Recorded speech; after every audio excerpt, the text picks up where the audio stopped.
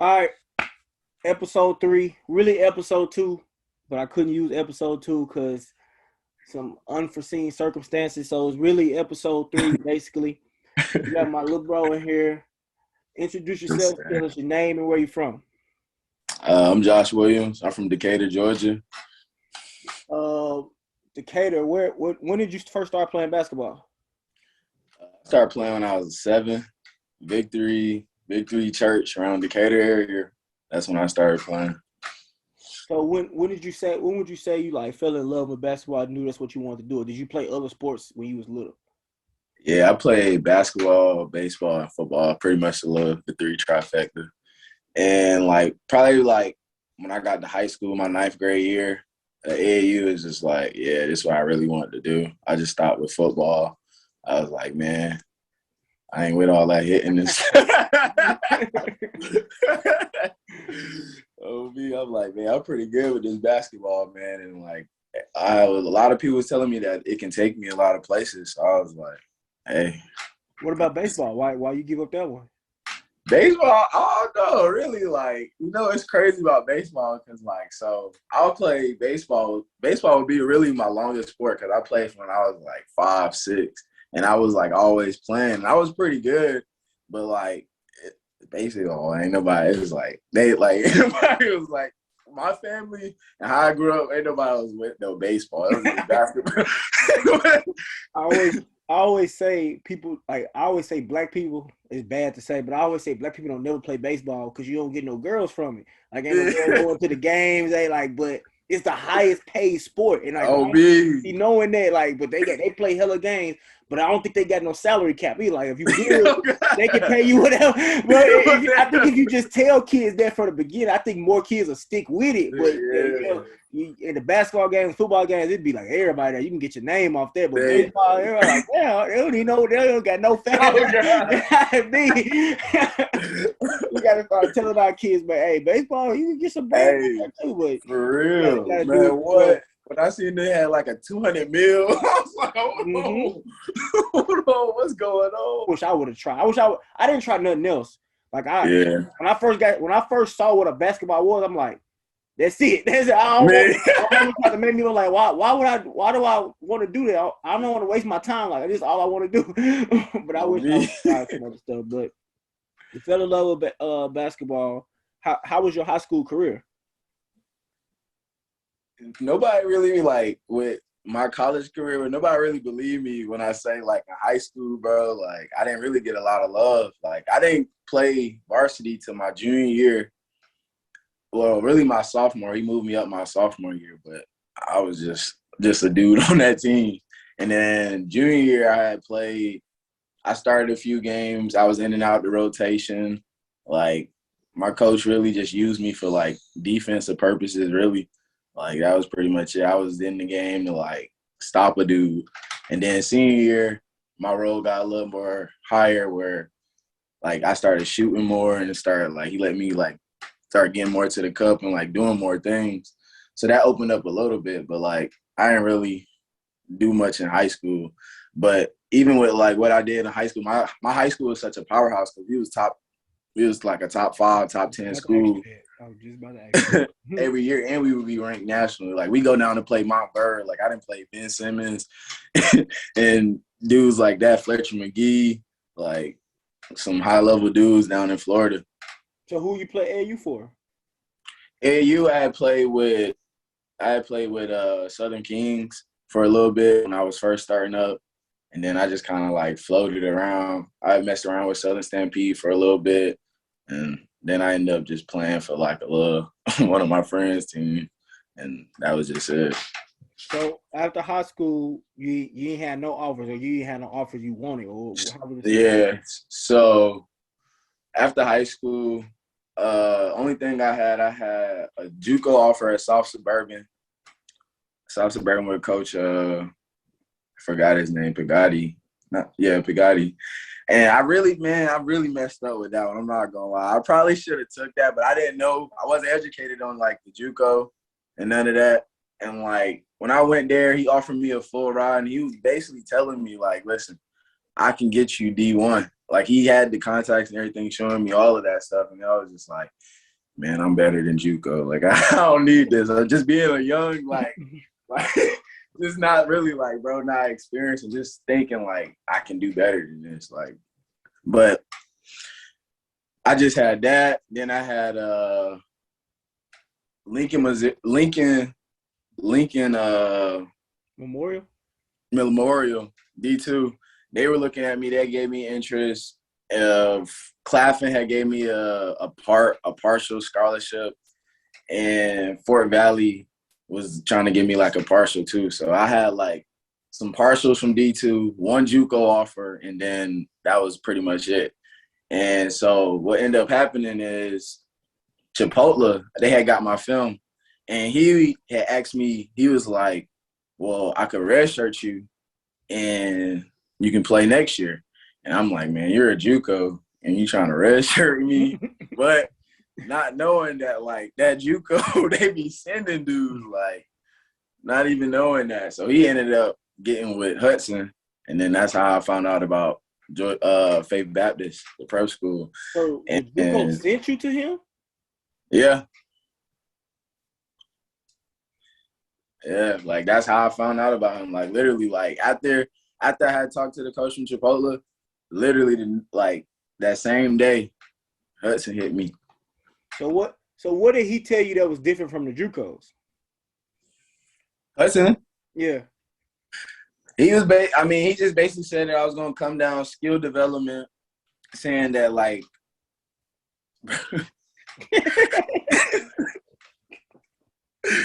Cause I know, cause I need you to tell people. I know what happened.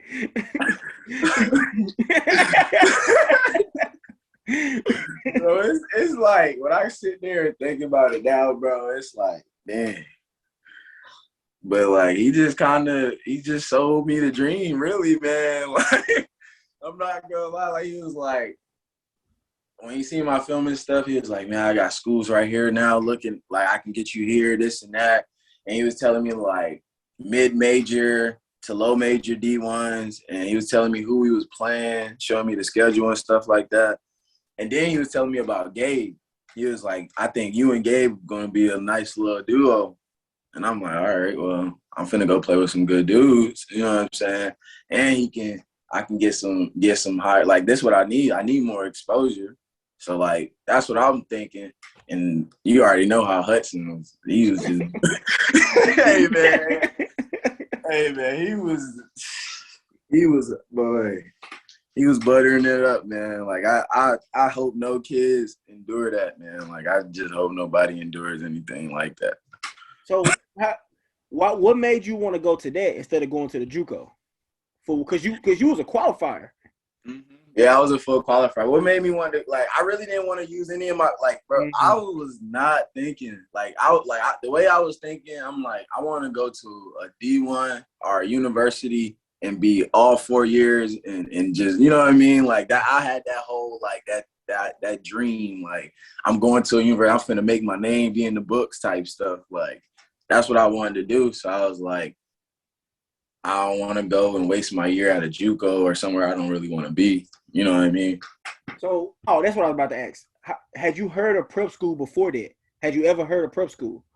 No. So, no. I heard of prep school one time. Like, so I was supposed to go to Discovery High School, this high school that was up and coming my senior year.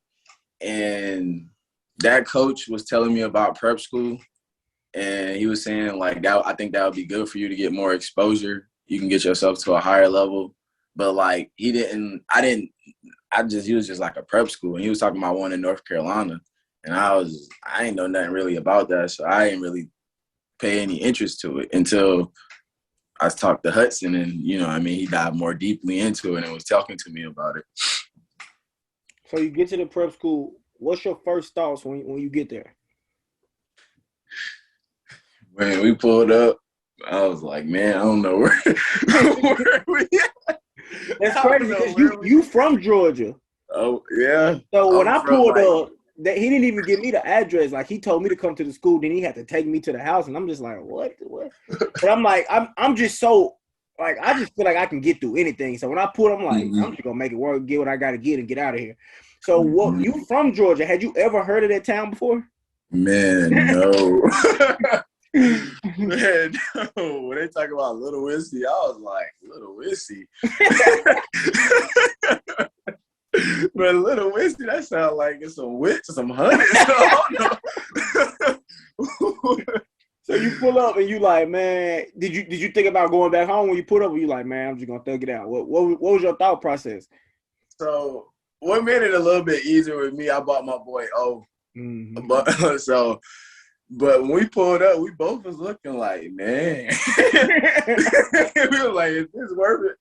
But like when we got there, that's when he started talking to us, showing us the schedule and stuff. So he kind of like calmed it down. And then he gave us the room, like a whole room to ourselves. To my room. I was in that room before y'all got. Hey, I pulled up first. I'm in a big room. I'm like, shit, I'm just gonna make it work, man. I feel like I done been through worse. I'm in the room and everybody start pulling up. He's like, hey, you gonna have to go in there. I'm like, dang, he gave y'all my room. I was hurt, man. I was like, man, this is crazy. So we start practicing, and you see the whole team. You see all the players. What you thinking now? Man, I was like, man, okay. So everything else seemed sketchy, but when we got to like playing, and I seen like all the players, I was like, oh, okay. Like this is what I'm used to. This like these guys is good. Like, bro, we had Troy, Garrett, Gabe, Kim, like. Them right there, they all like, bro, like they top right there. Then we had Keyshawn, Amadou, Jamal, me. Like we was thorough, man. Like I always tell people, I'm like, bro, that was probably the best team. It's just the best talent on a team that I ever been around. Just like it was so much talent, like D1, it didn't even matter. Like it was so much talent in one gym that it was really crazy. Mm-hmm. So that's why I was kind of sick. We broke up, man, because like it just kicked off in the night on y'all. Hey, but how did your season go there? What did you think you had a good season? What? So I feel like I had 2 good tournaments there. So like I feel like my best tournament was the Myrtle Beach one. And that was I had a good tournament because I feel like that whole tournament I feel like I pretty much averaged like 20 both games, and we won. We went like 2-1. We beat a Juco. We had like demolished the prep school. We always demolish the prep school, and we had played Wake Tech, and I had like a really good game against them, and we almost won. And I remember after that game, like some coaches were like giving like.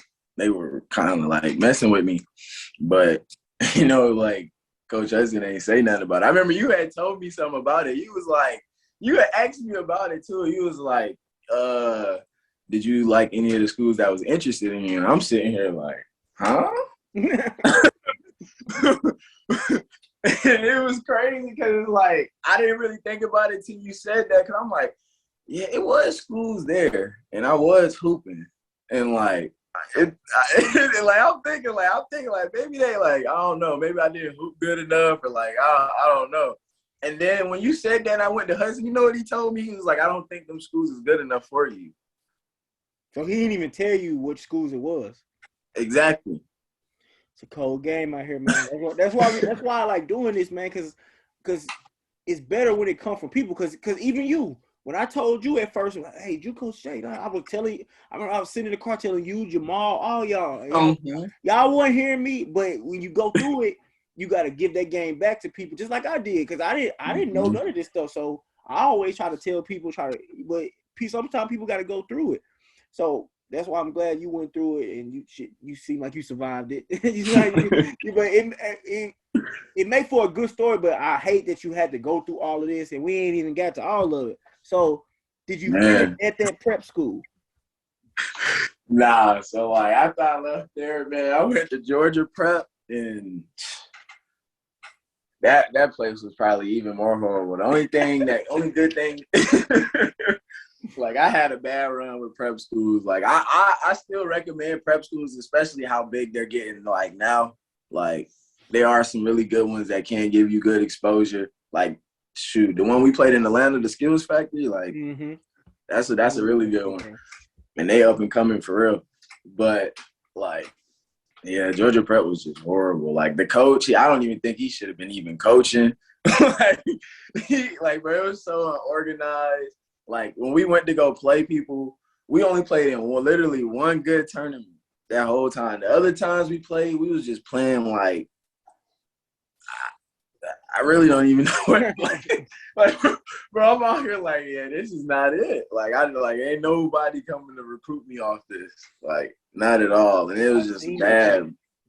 I think he coached in like, I don't know if it's China or Japan. He coaches somewhere like he done ran off. People looking for dude. He did some wild stuff, and I think some people looking for him. So I think he ran off to another country, man. So 2 bad prep schools. What you end up doing after that? You put some little film together. What you did? So after I got my film together, I started just shopping my film around. And then finally I got this school up in Rhode Island. And the coach told me to come out for like a little, he wanted to visit and like watch me play type. So I came down, I played in a summer league. I did my little thing or whatever. He offered me full ride. So I ended up taking that because that was the only thing I had. Because the other offer I had was Central Georgia Tech. And it wasn't like they were interested in me. Like, this is what bro told me. He said that I basically was too, like, was too good for that. Like, he was looking more for a role player. That's the kind of thing I hate though. It's a lot of people in a position of coaching that's I just don't know how they got their position. I don't want to down nobody because I know some people are gonna see this, but what kind of stuff is that? Well, yeah, if you had a JUCO, it was a JUCO, right? Yeah. If you had a JUCO, you kind of live for getting players that you think is better than your program. Like that's gonna help your program get some looks. He gonna get out of here. It's gonna make it look good. I remember I took Demoy to on a visit to a school. He killed everybody, and the coach came over there to me and said, "We already got somebody in his position." What does that mean? He's better than him. So if all else fails, he makes him better at practice, and you got a tough choice who you want to play. He ended up playing it. He ended up going to another school, playing that same school, and giving them 40. That's what I just don't. I don't be. That's why I feel like I'm not a good coach. I'm like, I don't make dumb decisions like that. Like you see talent, I don't need nobody else to tell me that this person's talented. Like I see it. Just bring the talent in the gym. It's gonna always work itself out. That's what I feel like. Just bring the talent in. It's gonna work itself out. But that's crazy. He said that to you. Like I need a role player. And bro, and that's been like that happened to me a lot when I was trying to find a school. Like I would go into these workouts and these coaches would just see me and I would kill like their main guy, and they didn't take too well to that.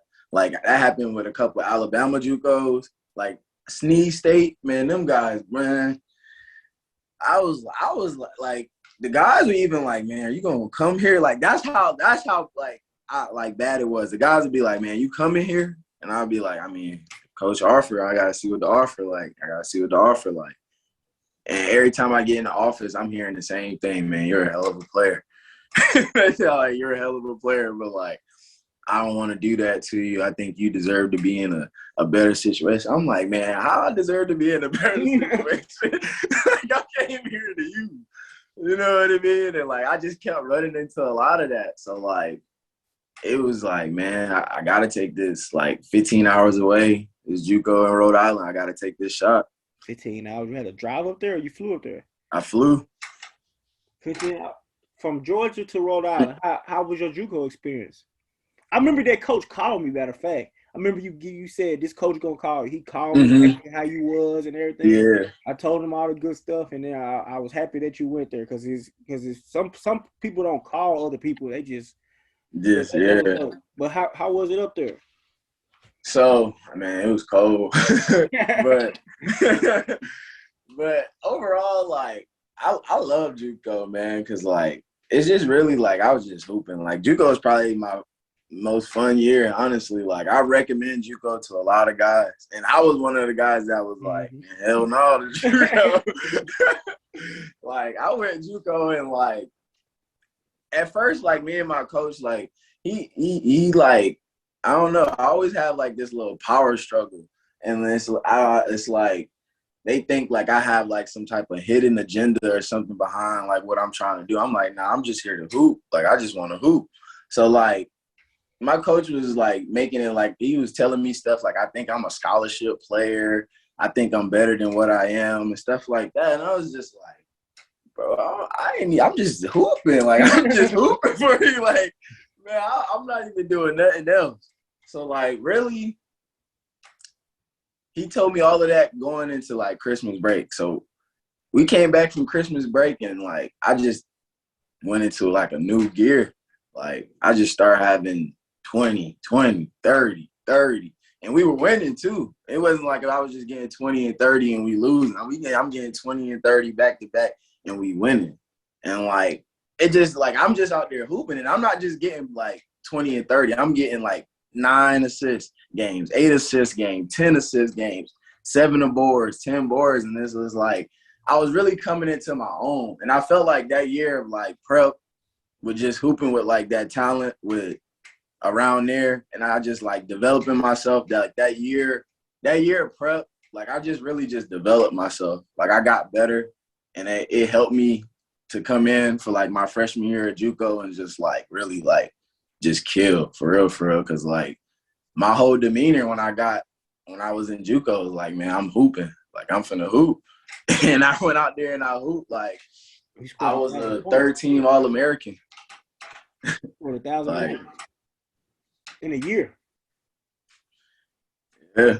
In a year, you scored 1,000 points. That's crazy. So after scoring 1,000 points, you say you was third team All-American. And it's crazy because, like, I was looking at the All-American list and, like, I played guys that were, like, second and first team and I worked them. Like, I was working them, bro. Like, and it was just like, all right, cool. I'm just glad I'm on the list because, like, being on that All-American list, like, that separates you. So, you know what I mean?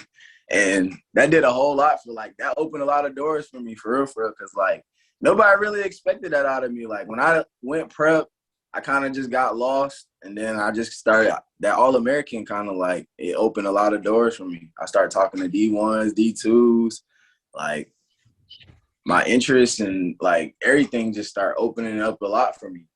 So after that, like, I was taking visits to schools, like, and I just kind of got, like, a little frustrated with my recruiting process because it was, like, people were, like, I had, like, JUCOs trying to tell me, like, D1 JUCOs trying to recruit me and say, like, listen, come here. All you got to do is average, like, 12, 15, and you're going to go mid-major next year. You're going to go mid-major. Even Hudson called me after my freshman year. I don't know how he got my number. I don't know how he got my number. Like, I was getting calls from, like, all types of people from every level, just telling me all different things. And I'm like, and, like, I ain't really have anybody to really guide me like that. I'll talk to you. You'll tell me the real on certain things. But, like, I really ain't know much. And so, and I kept hearing the same thing. Like, coaches would tell me, like, man, you can score the ball. I want you, like, man, I love how you score. You're a hell of a player, this and that. And I'm like, all right, that's cool. But where's the O? Bring me to the school, do all of this. Where's the O? You know what I'm saying? And I'm just like, it's not enough. Like, bro, I just did all of this and it's not enough. I didn't score down there 60 in the game and it's not enough. You know what I mean? Like, I was like, dang, bro, like, I didn't came and put in work in it. And I feel like these coaches is still like, dang, it's just not enough. So what ended up happening was this one school, Tiffin, there's Coach Church. Oh, man. He gives me a call. He's like, I mean, I think you're blah, blah, blah. I'm going to fly you out. And this was the first coach that was, like, this aggressive. Like, I didn't been on visits and, like, they didn't brought me in, but he was aggressive. But he's like, listen, I'm about to book you a ticket, this and that. I'm getting you down. I was like, like, all right, cool. He booked me a flight. I went down to Cleveland, down to, like, Tiffin. I'm like, It's a small little town. We get there, but the facilities are nice though, because D2 and they got some nice. The weight room's nice. They got a nice little like him in their building. The basketball gym was getting renovated. Like it was a nice little situation. And he just got hired, and he was cleaning the house.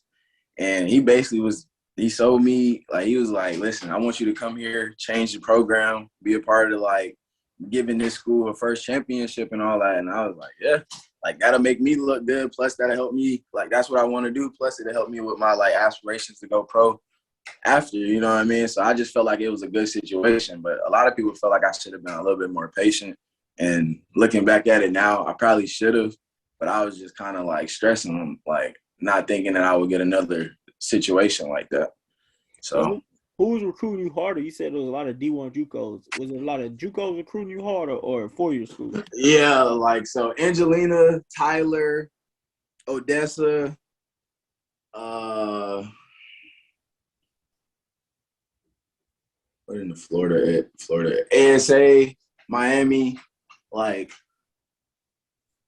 Eastern Florida, like them type JUCOs, they were like looking at me, and like, I'm not gonna lie, I was thinking about it, especially the one in Texas, because I know like that conference is really tough and they send people, but like I was like, man, do I really want to do another year at JUCO? Like I'm gonna spend another year, then I'm only gonna get 2 years. But shoot, not even thinking like, man, I would have had 3 years because of COVID. But yeah, man, I just was wanting to go to a university, but I was just so much in a rush. Like thinking back on it now, like it was just so much like I need to go, I need to do this, and not just like really taking my time and being patient with my choices. So you go to Tiffin. How was your year up there? So my sophomore year, our team wasn't really that good, but like me individually, I was playing well. I was a top 5 scorer, averaged 18 points a game, 4 rebounds, 3 assists. I was shooting 40 and 36 from the 3. And yeah, so I mean I did pretty all right, like I individually, but we was like 10 and 18, and that wasn't good. We lost a lot of close games by like 5 and 7, but individually I did well. Then the next year I had brought Jamal to Tiffin, and bro, we were good. Like our team, like I'm telling you, if our coach just could have, like, I don't know, like I just felt like he just didn't like us, like our personalities, it just didn't fit with what he was trying to do. And like he wanted the team to be structured a certain way for certain guys to get off, and he didn't just like let the team develop into its own. Like it had to be how he wanted it. And I mean, I get that because, you know, everybody want to run their program how they want to run their program. But like if you got pieces that can help you win more than something that you trying to look like, I feel like you should try to get the pieces that's going to help you win. And like with that year, it was just like we had so much talent. I just don't think he knew how to play us all. Like he didn't know how to rotate. He didn't promise certain people they were going to get this, and he didn't know how to share the minutes. And like honestly, we were so good and just ended up just busting. That whole team just ended up splitting.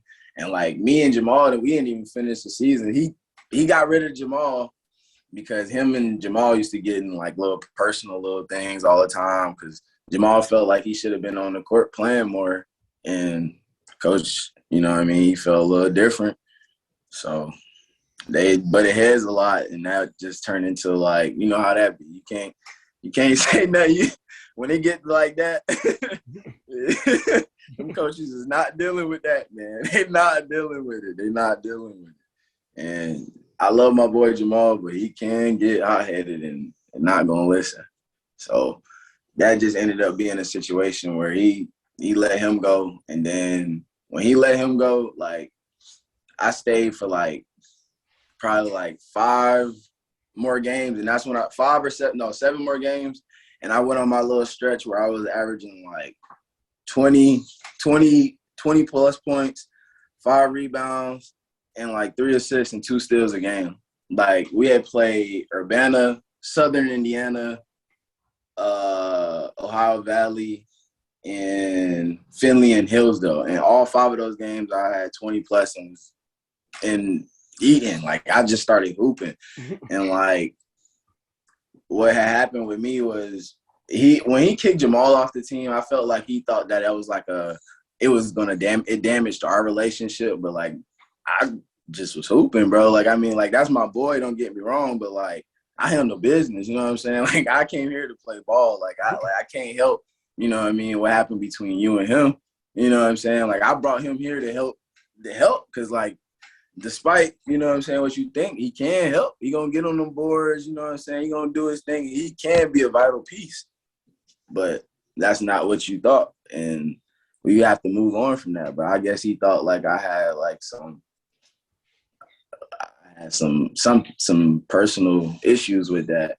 So, like, that just he kind of always had that in his head. So he was looking for something. Like, like, if I made any type of mess up, and my mess up came, we had a breakfast. And this was around the time when COVID was coming around. And I think I had COVID. I ain't gonna lie, bro. Like, I was sick as hell. I was sick as hell the night before the game. And, like, we had this 8 o'clock breakfast. And I had missed it. And my teammate called me and was like, bro, I got your bag. Just come to the bus, da-da-da-da.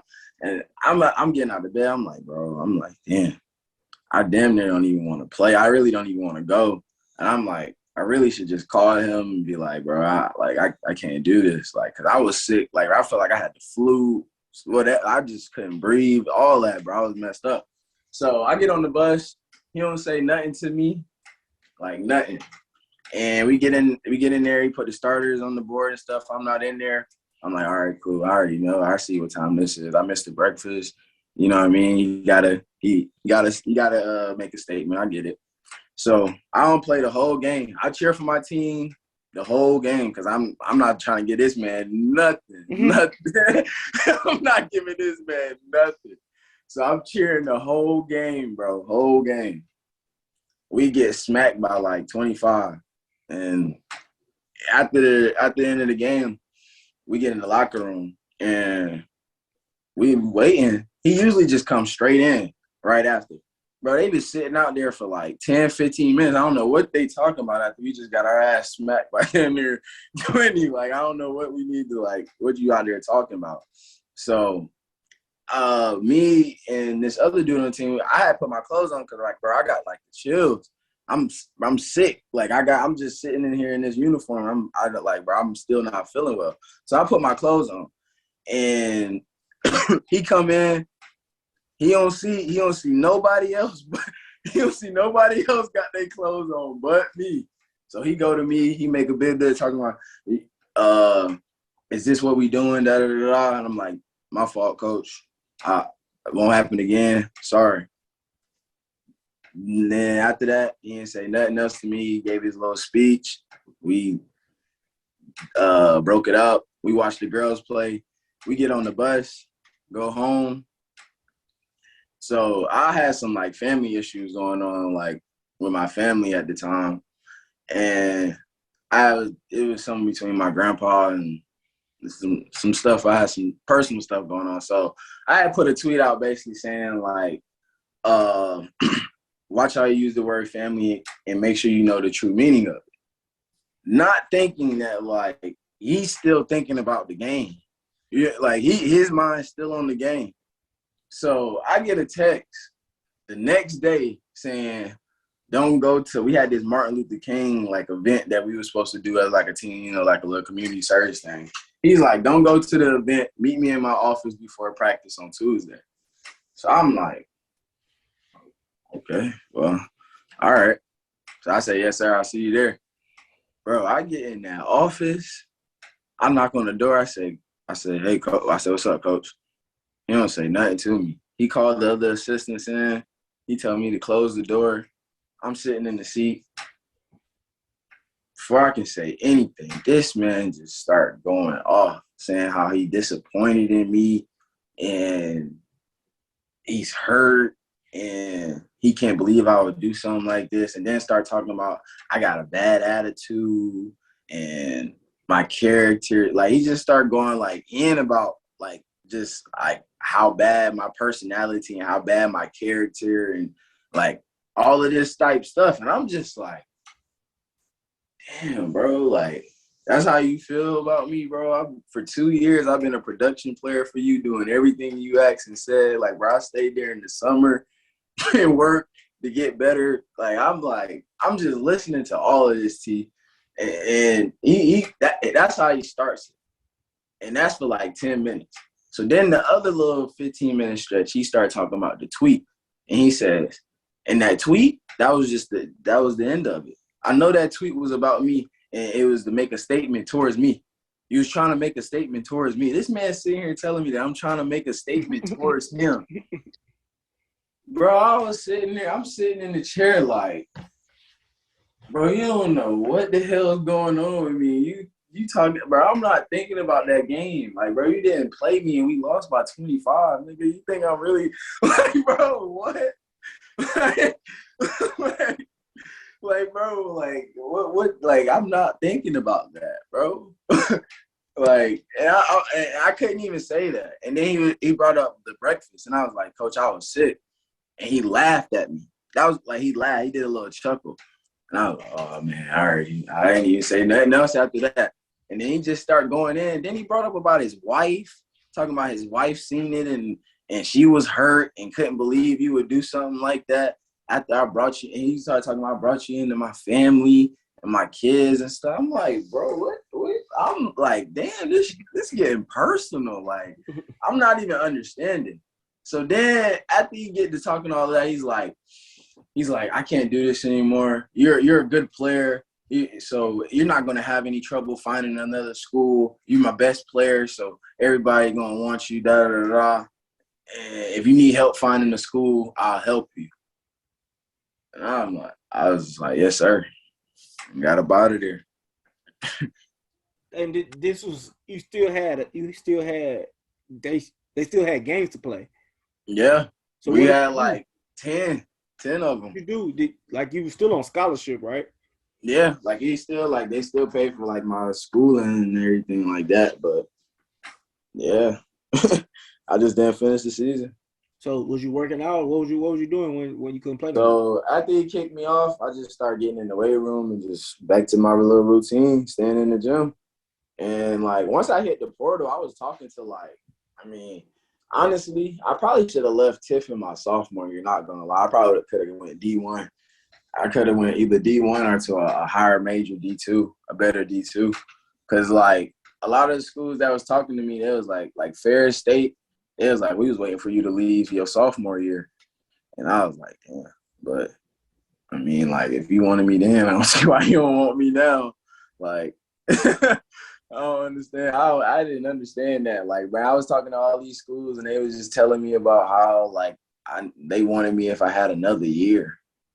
Like, you got another year. Like, when I hit the portal, I'm like, bro, what? Like, am I not good enough for 1 year? Like, like I got to have 2 years. Like, I get that coaches be wanting to, like have players to build on something. Like, it's all about it. And I understand that. But, like, if you want to win, you better get the best that's out. Like, if I'm coaching, I know I ain't no coach. I'm just a player. But, like, I feel like you need to get the best out there. You know what I'm saying? Like, if you can get the best out there to work together, man, you're gonna be tough. Like, that's how I feel. But, I mean, I'm a player. So, you know what I mean? Like, what we know. What made you go to the schools you went to after Tiffin? So, Cumberland's, after I left Tiffin, like I said, like the D2s and the other schools, they wanted me to have, they cared about me not having my other year. The only schools that were really like giving me higher interest was NAIAs. But I was getting some like interest from like higher NAIAs like Georgetown, Pikeville, Cumberland's, other Cumberland's. And Cumberland's, it was just more so like that conference, the Mid-South Conference, like that's pretty much the best NAIA conference in the country. Like the last 4 national championships has been out of that conference, Georgetown, and Shawnee State. And Shawnee State just got a guy to go to the league, even though he's 7 foot. That's pretty much why he's there. But I mean, the head coach of my school. He's the coach at Shawnee State, so he know that dude. He be coming in our gym working out. Who knew? Yeah, like he's solid. He all right for a 7-footer. He's smooth. So you end up going there because you knew you was gonna be playing against good competition. They had a full scholarship or it was partial? Yeah, I went there full. Like they had, and it's crazy. Like at Tiffin, I didn't get any like stipends or a refund. At Cumberland's, man, I was eating good there. I ain't gonna lie. Like, so Tiffin matched your Pell Grant with the basketball scholarship to make it a full. Mm-hmm. So, yeah, that's how they did it at Tiffin. At Cumberland's, I got the full and I got my check back. That's a game changer. Yeah. want them fans. We want them. I was telling kids about that, and they don't be understanding. I'm like, all fools are not created equal. Like some people do that full thing, like you just said, where they match. Right. He need this much. We're gonna give him this much basketball money to match with this. And man, you're still going to school for free, but you're not getting no money back. Like you, like, we kind of want both. Like, but you both.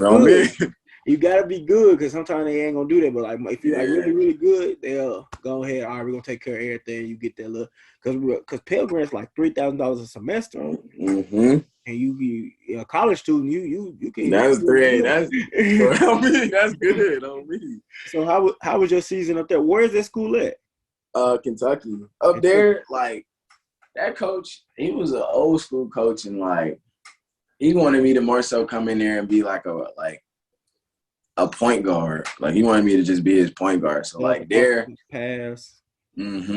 So there, like even though I was still the second leading scorer on that team, but there my role was more so just like I was getting it into the offense and more just creating for others, for real. And like I scored when necessary. Like honestly, like that was my first season really where I wasn't like it wasn't required for me to score. Like all my other seasons, it was like that was my role. Was like I had to score. So like, I mean, that's always been pretty much my role until like my last season for real. That y'all had a good team up there?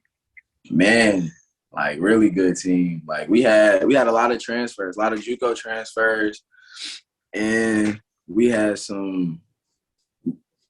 Like we were just really good. Like real athletic, long, like. Very skilled, man. Like we were a Division I team. I ain't gonna lie. Like we was like we was good. Like for real. Like how Talladega, you follow like we was pretty much like how they are this year. For real. Like what hit us last year when we went to COVID, after COVID we had lost 2 players, and like it just kind of went downhill from there. Guys just kind of start gelling as a team for real. That's what really ruined that season. And then coach started changing up stuff. Like he stopped playing certain people. Like, I don't know, man. I just think he just kind of called it quits. Like for real. Like and it was crazy because like we was a top 25 team pretty much all year. Like we beat the #1 team in the country. We beat Georgetown. Like we beat a lot of ranked opponents. That's why we ended up going to the tournament. We was a top 25 team and we was a tournament team. So, how was the school though? Was the school all right? Man, yeah, that school, like the living situation in the dorm, I wasn't really messing with it as an older guy. Like I didn't have like at Tiffin, I had my own apartment, so I was just more so used to that. But outside of like living in like the dorm, the facilities and everything else is nice. Like it's a very nice school, and they're high on academics and stuff. So me getting my degree from there, because that's where I graduated, it was good. It added more because like really my degree was only sports management, but when I went there, it added that fitness side with them exercise science classes. Like it made my degree a little bit more heavier. So you graduated from there, and you're doing a graduate year now. Yeah. So I'm at Arkansas Monticello right now. What made you choose that school? Honestly, so I was originally signed to Talladega this summer with Coach Wright. And so what happened with that was Coach Wright was like, my AD said that with the grad students that they have to complete the masters if they come here for like the grad. So he was telling me that like I would have to redshirt and then play next year, or either I play and then I come back as a coach. And like if I play the season, I'm not coming back. If I play that season, I'm going to go sign that contract the next year. It ain't no going to come back. And like Coach Wright knew that. So like he really only gave me the option of like redshirting and playing the next year, or he'll help me find another school. And I told him I had thought about it because I was like, man, like Coach Wright, I really wanted to play with Coach Wright because he was recruiting me. He was recruiting me the heaviest out of everybody after I left Tiffin. Like, man, that guy was calling me every day, talking to me every day. Like, and what kind of like threw me off about him was when I tried to recommend him Jamal, and he was telling me about the type of players he liked to get and like that type of stuff. I'm like, dang. So I'm not thinking. All right. Yeah. So I was trying to. So like, yeah, I was more so thinking like, dang, because he didn't like Jamal, he wouldn't like me, but I wasn't really more so paying to the fact of like he was recruiting me and how heavy he was recruiting me. But I ended up calling him this summer, and he offered me again full ride and all that stuff. And like I said, I went through the process, and he told me that like I could either redshirt and play next season, or he'll find me another school. And I was like, man, honestly, coach, like I just want to play one more year, and I'm just trying to go pro after that. Because really, my only reason for coming back this year, I'm just trying to add to my resume. Like I want to add a championship and just have another solid season. And I feel like that would make me more like I'll get a bigger bag. Like I can get a better contract, better opportunity. So that was my hope. He didn't think – bro, he was just like, he just doesn't think he's that good of a player. Like he just was like, he's a good player, but he's just not the caliber player that I'm looking for. And I mean, I was just like, me being biased, that's my boy. So, of course, I'm probably going to have a different perspective on it. You know what I'm saying? So, like, I really just had to understand that. And, like, and I think a lot of times with Jamal, I just think that, like, people don't understand. Like, he's 6'6", 6'7", you know what I'm saying? Like, he going to get on the boards. He can shoot. Like, he can play. But I think people don't want to deal with, like, that outside that come with Jamal. And I think that's what kind of hurt him in his little basketball career, especially with college. Because these coaches, man, they just like, they don't want you to ask no questions. And Jamal is whatever they tell you to do, you got to do. And sometimes you just really can't, you can't question that. And I had a hard time with that too, honestly. But like I think what kind of gave me a little bit more leeway than Jamal is just because my numbers. Coaches look at my numbers, and what I was doing is like, damn, he out here producing for me. So I think I'll put up with this a little bit more than a guy that's not giving me the same numbers, you know what I'm saying? And I think that's just kind of just how that kind of played out, because it's crazy because like me and Jamal, we met at the prep school, and like it was kind of crazy because when me and Jamal, how we met each other, it was like he was kind of to himself, like, and he really ain't trust nobody, bro. Like, it's so crazy. Like, I tell the story because he's like one of my closest dudes now. Like, that's like he's like my brother, man. Like, and like when we first met each other, it wasn't even like that. Like, I ain't hang with Jamal. Like, he was just to himself, and like he kind of hung with like Keyshawn and them, and we just kind of made a connection because Hudson ended up like. He started getting mad at me, and he kind of put me and Jamal on the bench, and we used to come in the game at the same time, and we just kind of bonded like that. And then we ended up going to the same prep school and stuff, and it just kind of like our chemistry playing with each other and everything just kind of like picked up. But like with Jamal, like what separated me from him is like I just did better. Like I just I feel bad. I feel bad for him because I'm the one that told him to go to that school. Yeah. That prep school, because I used to be in the gym all the time in Conway. That's where he from. So that's why I went to college at. So I used to like go to the gym. Like I had to keep to my school gym, but like at nighttime, I used to go to this gym that was closer to my house. And he used to be up there every night with his daddy working out. So I seen him, and once I got offered the job in Georgia, dude asked did I know any players, and I hadn't been coaching at all, so I ain't know about like I know this 6'6" kid, like everybody like height. So I'm like, I went to the gym the next night. I seen him. I told him about it, and I couldn't believe he went. I gave him Hudson number. He probably sold you that. He probably sold him the same stuff he sold you. And then because I was like, dang, that's all it took for you. Like, you coming? He's like, yeah, I'm going. Like, dang. He probably sold him that same Kool-Aid, and y'all both drunk. And so the whole time I was feeling. That's why I always tried to look out for him. Like, yeah. Like if he had a school call me or something, like I put you in that bad situation. I didn't mean to because I didn't know what it was either till I got there. But like recently, like this summer, I asked him what he was doing. He told me nothing. I said I got a school that said they might like you. I gave him the number. I can't walk you all the way through it though. Like your number, I gave him your number. Y'all figured it out. But I don't know what happened. But I feel like I put him in a bad spot. I hate I did that. That's why I never wanted to recruit again for a prep school. Like even when after that prep school, I went to another one, and I only brought the players that I know. No, like, I know you. Hey, and you know whatever we going through, if it's bad, we gonna be in the gym all the time. I'm gonna make sure I make highlight tapes for you. I'm gonna make sure I do air. But I don't want to recruit no strangers. Like, and then they come in like it's my fault. Like I only because that prep school still kind of weird. Like when you working with some people that's just, I don't even know if they was getting money.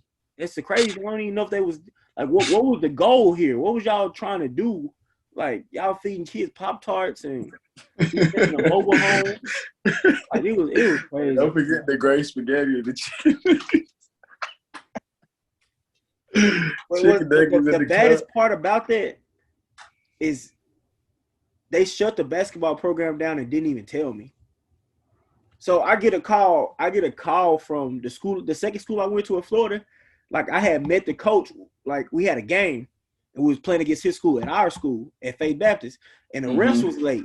So me and the coach just started talking to each other. He like, where you from? I told him I was from Little Rock. He like, oh, I used to coach in Little Rock at the D1. I was like, oh dang, we started talking for like 30 minutes and the refs came. So we went and played at that school, and we talked some more, just this shooting stuff, not talking about the serious. So that summer he called me, and I think I had gave him my number, I don't remember, but he was like, yeah, I'm trying to see what you're doing. I'm trying to offer you a job. I'm like, I'm straight. I got a job. Like, even though stuff was bad at Faith, that was like, shit, I'm going back. Like, I get my money on time. I ain't tripping. Okay. And he's like, no, the coach just sent all y'all players to me. He said they shutting the basketball. I'm like, dang, for real? He's like, yeah. That's how I found out that they were shutting the basketball program down. The dude, they didn't even tell me. So I'm like, I guess I need a job. So I guess I'm coming.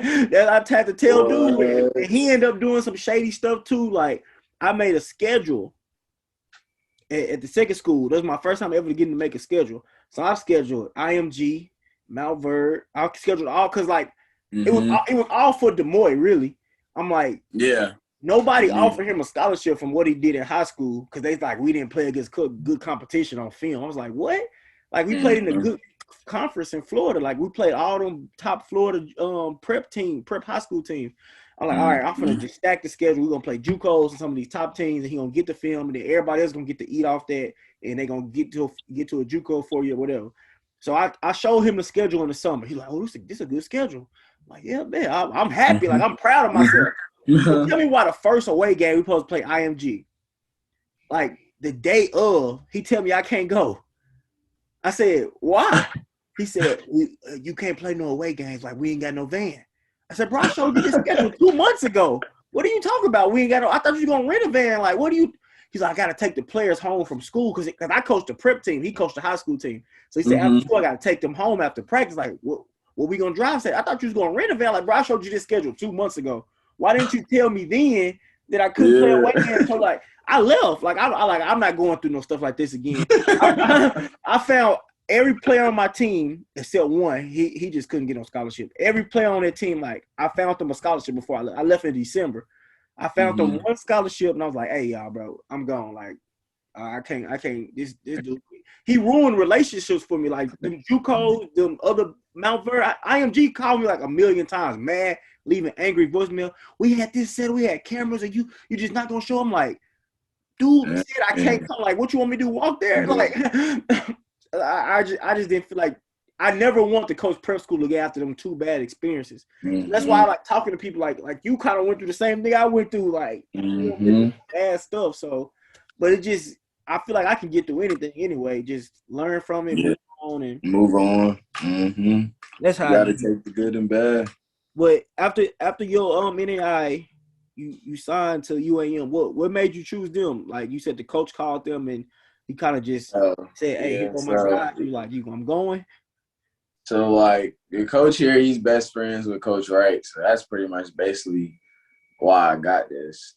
Plus, like, I mean, Talladega's, like, a pretty, like, I was going to, like, a top 25 team in the country. So, obviously, like, the coaches thought I was pretty good. So, he looked at my film and stuff, called me. I talked to him for, like, 15 minutes. He was talking to me about triangle and about defense and all this stuff. And I'm like, yes, sir.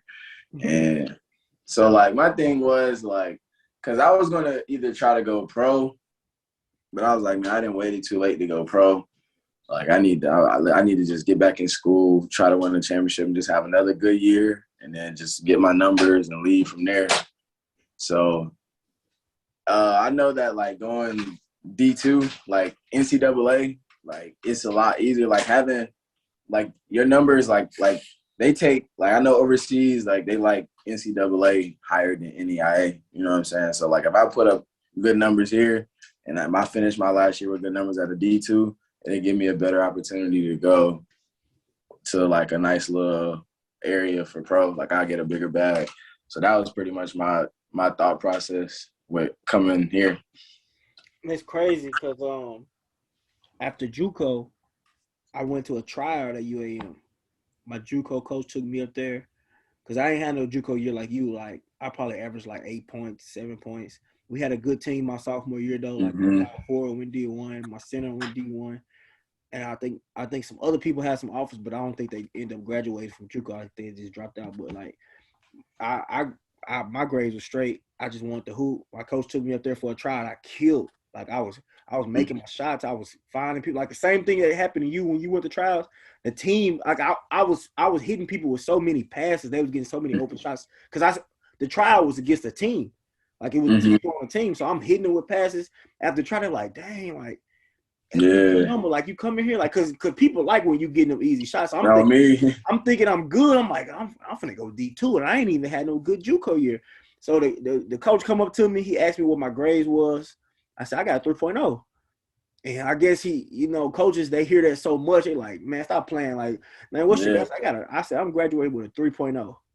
He was like, hey, send me your transcript. Man. If you got a 3.0, we got some money for you. So I sent him my transcript the next day. He called me. He's like, boy, you weren't playing. Like, I told you, like, I take college serious. Like, I always thought of college, like, if I flunk a class, it's like wasting money. Like, I'm not finna waste money. I'm not finna flunk a class and I'm paying for it. Like, that's dumb. So I sent him my transcript. He called me. He said, boy, you got a 3.0. Like, we can give you this much money for basketball. You're going to get this much money for a transfer scholarship because you got a 3.0. And all I'm doing is adding up the money. I'm like, shit, I'm gonna get like 4,000 back. Like, yeah. I'm like, I'm with it. Like, coach, where I signed that? He's like, all right, let me me and the other coaches gonna have a meeting. We're gonna call you back like 2 or 3 days. I'm like, bet. So like 2 weeks passed. And I'm like, I ain't heard. I've been calling, texting him. I asked my JUCO coach, like, what's up? Like, I thought they liked me. He's like, they did. And like, I'm gonna call him. He called me right back. He's like, this is the situation. They offered another JUCO point guard from a good JUCO, like one of the top JUCO. Like, if he don't come, then they gonna take you. Take you. I'm like, oh man. He was like, yeah, you don't really want to go to no school. Like, he's like, because they like you, they just don't love you. So you really don't. He's like, but I got an NAI, you can go try out that. So I went and tried out an NAI. Crazy. I was hooping. I feel like I was doing the same thing because I'm a passer. I'm passing, making plays. And I Mm-hmm. had brought my girl and my homeboy, like they were sitting in the stands. So I'm thinking I'm Mm-hmm. hooping. My team winning in every little hoop session. And I'm Mm-hmm. making plays. And I come off the court and my girl was like, "Why don't you just shoot the ball?" I'm like, "What you talking about?" She's like, "You be right at the rim and you just pass it." She's like, "Just shoot the ball." So I start driving and just landed. I think I landed up like 3 or 4 times. Coach stopped the tryout, pulled me off the court, and offered me a scholarship. I was low key mad. I'm like, "You didn't see what I just did?" But you see me putting the ball in the Put the hole, and ball in the that's hole. what gets you. But we were just running the court off me making plays. But Right. when I told my Juco coach what happened, he was like, "That's the school you go to because they love you. They don't just like you. He stopped the whole workout to offer you a scholarship." I'm like, Yeah. I wasn't even Yeah, sure. We got the same kind of story, but I know I took up a lot of your time, man. I knew you had a long story that people need to hear though. So I'm glad you came on. If you can leave future athletes, up and coming college athletes with one piece of advice, what would it be? Trust yourself and just stick to your work, man. Like, and be coachable and be more understanding. Like, that's what I would leave. Because honestly, like, I leave that just because I would say that about myself. Because like that would have helped me a lot more. Like if I would have like been a lot more understanding, more patient in my decision making process, then I felt like my career would have went a little bit different. But overall, like I'm grateful for my experience because like a lot of kids don't even get to play college basketball. You know what I mean? So like, and I got to play kind of like different places. So.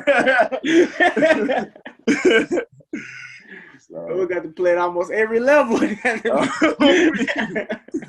Oh me.